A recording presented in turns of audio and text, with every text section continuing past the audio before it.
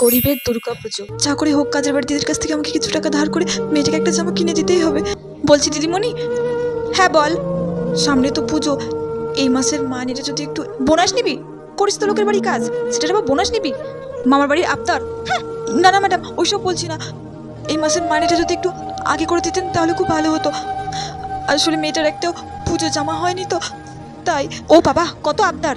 মাস শেষ হয়নি আবার পুজো জামা কাপড়ের জন্য টাকা চাইছিস আমার কাছে? আগে ভালো করে খা, তারপর তো পুজো জামা কাপড় কিনবি। মাস শেষ হোক তবে টাকা পাবি। আচ্ছা, আমার বেটুর তো কতগুলো পুরনো জামা আছে, ওগুলো তো ও আর পরে না, ওগুলো বরঞ্চ ওকে দিয়ে দিই। ও ছেলেমেয়েরা পুজোতে পরে বাঁচবে। হ্যাঁ, এই শোন দাঁড়া, শোন, আমার মেয়ের কতগুলো জামা আছে, ওগুলো ও আর পরবে না, ওগুলো বাইরেই রাখা আছে, ওইগুলো তুই নিয়ে যাস। হ্যাঁ, ওগুলো পুরো নতুনের মতোই আছে, তোর ছেলে মেয়েকে দিস, পুজোতে পরবে। যা।